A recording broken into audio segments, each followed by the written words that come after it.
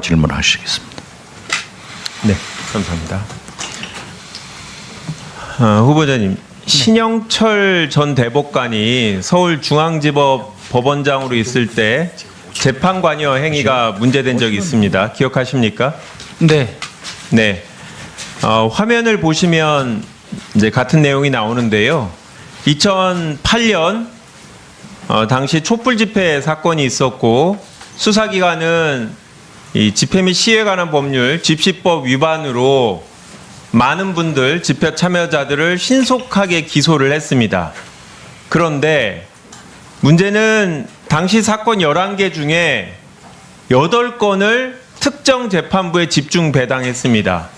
그 집중 배당된 곳이 우리 조한창 후보자가 있는 재판부, 그러니까 단독 판사였으니까 혼자 담당을 했던 거죠.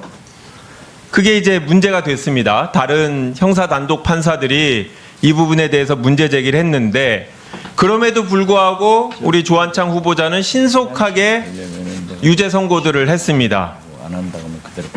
이런 상황에서 다른 판사는 단독 판사는 집시법에 문제가 있다라고 해서 위헌법률 심판 제청을 합니다. 그런데도 당시 신영철 법원장은 이 일반 판사들에게 통상적으로 사건 처리하라고 메일을 발송을 하는데 통상적으로는 이렇게 메일 발송을 안 하죠. 그러니까 이례적으로 메일 발송을 해서 사건 처리를 해달라. 미제 사건 남기지 말고 후임자한테 물려주지 않는 게 미덕이다. 이런 얘기를 합니다. 그런데 이분이 대법관에 취임을 합니다. 대법관 취임하고 나서 뒤늦게 대법원에서 윤리감사관실에서 조사를 하고 진상조사단까지 구성하고 재판 개입 소지가 있다라고 발표도 하게 됩니다. 그래서 실제로 윤리회부까지 됐었는데요. 당시에 마치 사법파동 수준의 문제 제기가 내부적으로 있었습니다.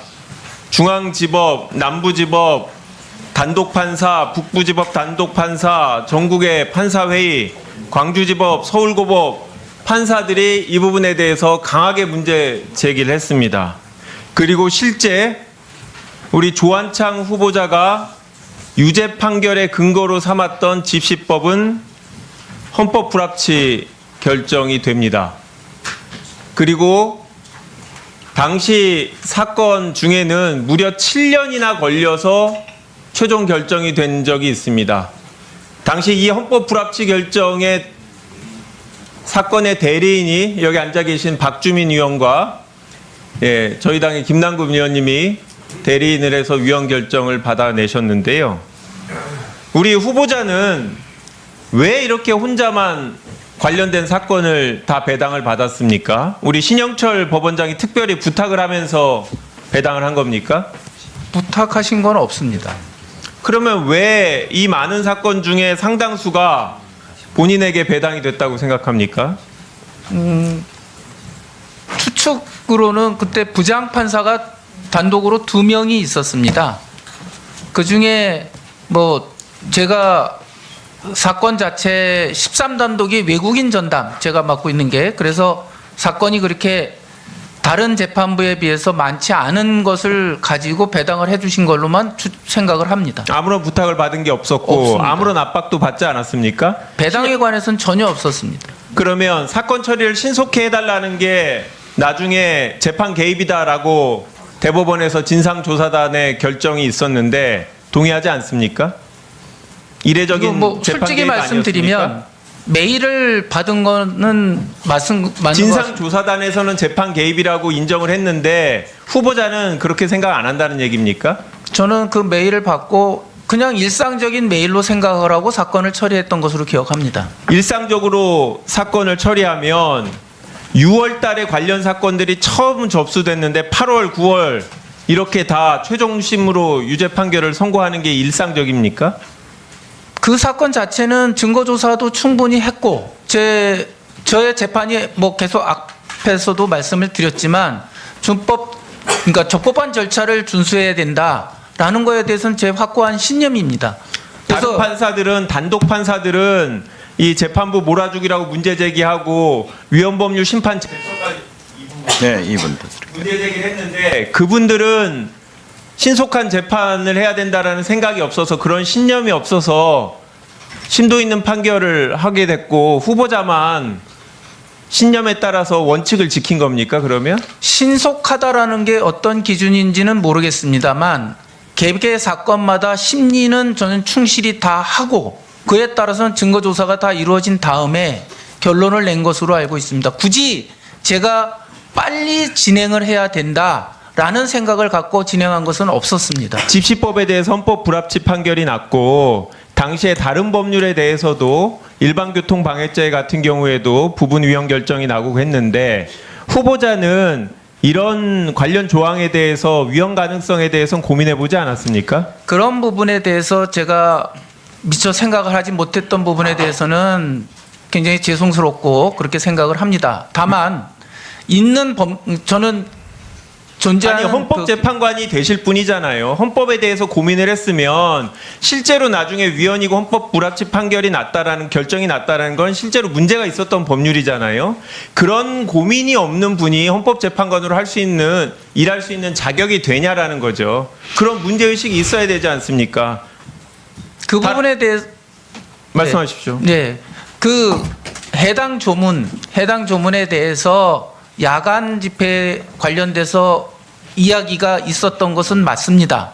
저도 그 부분에 대해서 생각을 하고 있었고 위헌 제청이 이루어졌 것도 나중에 알고 있습니다. 다만 위헌 제청 이후에 사건이 제가 처리된 부분이 문제가 된다면 말씀드리고 싶은 거는 집시법 관련 조항만 해당되는 사건, 제 기억에 그렇습니다. 그것만 있는 것이 아니고 일반 교통 방해라든지 다른 그 형사법이 경합되어 있는 사건이어서 그것을 단순히 그 1분 더 드리겠습니다. 집시법만 있는 사건이라는 걸 전제로 정지한다라는 생각은 안 했던 것 같습니다. 일반 교통 방해도 위헌 결정 난 거 아십니까? 후에 그렇게 알고 있습니다. 아니, 그러니까요. 본인이 적용하는 법률들이 집시법이든 형법상 일반 교통 방해든 다 나중에 위헌으로 헌재에서 결정이 났다라는 거죠. 그리고 이례적으로 본인한테 11건 중 8건이 배당이 됐고 동료 법관들이 문제 제기를 하는데 그럼에도 불구하고 본인은 신속하게 결정을 했다라는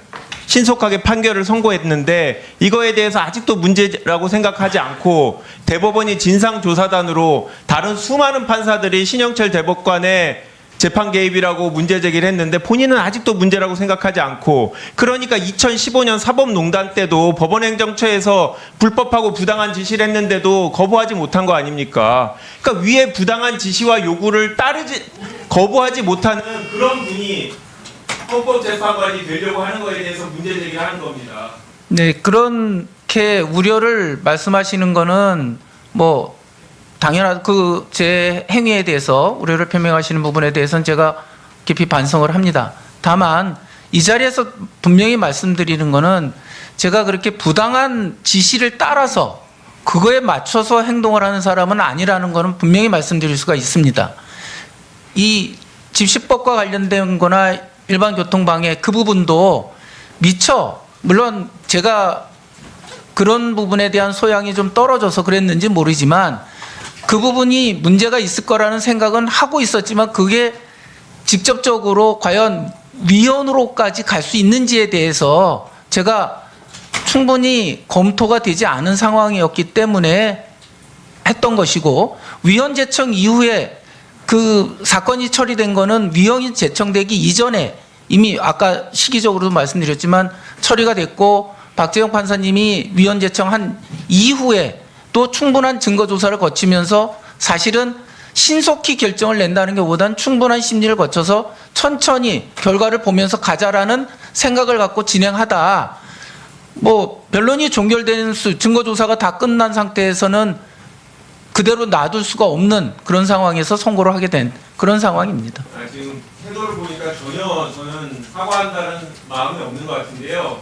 대한민국 법원을 흔든 근 20년 동안 가장 큰 2개의 사건에 둘 다 연루된 유일한 분입니다. 후보자가. 이상입니다. 혹시 더 말씀할 게 계세요?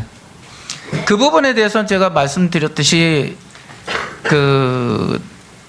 일단 그런 우려를 하시는 부분에 대해서는 굉장히 죄송스럽게 생각을 합니다. 다만 제가 그때 당시에 그런 의도, 목적을 가지고 하지 않았다라는 부분은 이 자리에서 분명히 말씀드리겠다는 취지입니다. 네. 후보자의 개인적 소신은 이해가 됩니다. 그렇지만은 검찰과 사법부는 자기들의 오류에 대해서 인정하거나 반성하지 않는 게 하나의 맹점이라고 생각합니다. 정치는 현실과 미래라고 하고 사법부와 검찰은 과거에 사는 거예요. 어떻게 됐든 위헌 판결이 났다. 그렇다고 하면은 그때는 누구의 간섭받지 않고 했다고 하는 말씀은 믿어요.